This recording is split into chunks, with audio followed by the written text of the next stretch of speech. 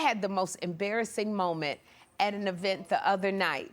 I went out to this event because my friend Melba Wilson of Melba's restaurant and all over the, in Harlem was an honoree. She's so beautiful.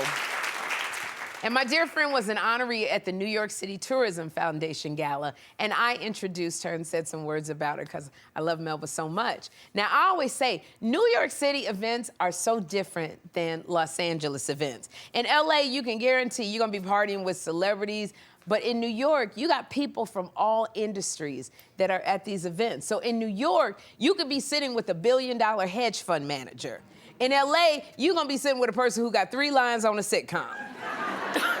But when I was at the event, I met a woman who was a friend of Melba's. She's a legendary fashion designer, has discovered so much talent. And then I was also sitting across from board presidents. And I don't mean bored like boring. I mean corporate board presidents. And then there was one woman I sat next to, and she was a perfumier. So as in she creates and she sells perfumes. Now she's worth tens of millions of dollars. And Melba was saying to her, she said, Sherri needs a perfume line. So the woman says to me, she's a fan of the show, John, and she says to me, she said, I know perfume like the back of my hand.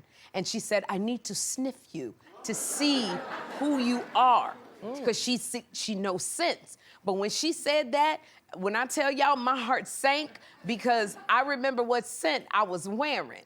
Now, what had happened was,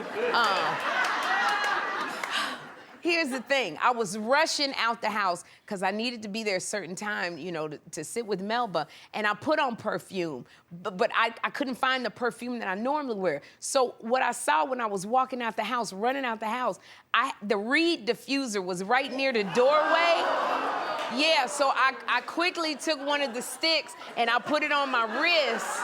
I put it behind my ear, and I took the stick and stuck it down right here and stuck it down right between my boobies. So the lady was like, I need to sniff you, and I'm like, don't do that, don't. And she sniffed me, and she goes, what is this? And when I tell you I was so embarrassed, because Mel was sitting there smiling like, this is my friend right here. Don't she smell good? But here's the thing, because if you're gonna tell me who I am based on this scent, you're gonna be thinking I'm a person who's got a lot to do, whose life just hard.